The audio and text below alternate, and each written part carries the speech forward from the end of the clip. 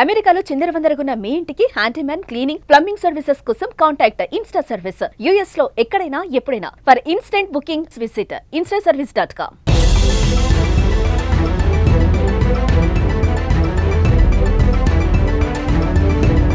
అమెరికాలో ట్రంప్ సర్కార్ కీలక నిర్ణయం తీసుకుంది. ముఖ్యంగా విదేశాల నుంచి వెళ్లి అక్కడే స్థిరపడ్డ గ్రీన్ కార్డుదారులు అందరూ విమానాల్లో ప్రయాణించాలంటే ఖచ్చితంగా వారి రియల్ ఐడిని చూపించాలని ఆదేశాలు జారీ చేసింది. ఒకవేళ వాటిని చూపించలేకపోతే వారు విమానాల్లో ప్రయాణించలేరని, కాబట్టి విమాన ప్రయాణం చేయాలనుకునే వారు పాస్పోర్ట్ సహా ఆమోదయోగ్యమైన ప్రత్యామ్నాయ ఐడి ఫారం వెంట తీసుకురావాలని వెల్లడించింది.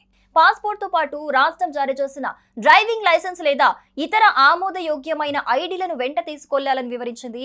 ఇవేవీ తీసుకువెళ్లకుండానే వెళ్తే ఎయిర్పోర్ట్ సెక్యూరిటీ స్టాఫ్ వారిని లోపలికి అనుమతించరాదని వెల్లడించింది.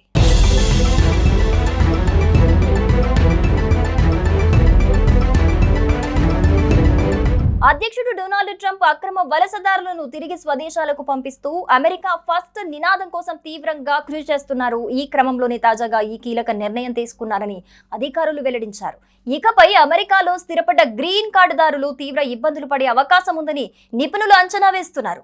America department of homeland security ఈ విషయాలనైతే వెల్లడించింది.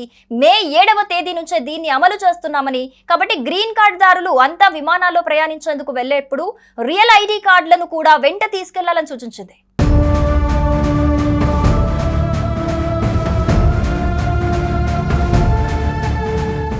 రియల్ ఐడీలు అంటే సదరు వ్యక్తికి రాష్ట్రం జారీ చేసిన డ్రైవింగ్ లైసెన్స్ లేదా అక్కడి ప్రభుత్వం ఐడి కార్డులను విమానాశ్రయంలో చూపించాలి.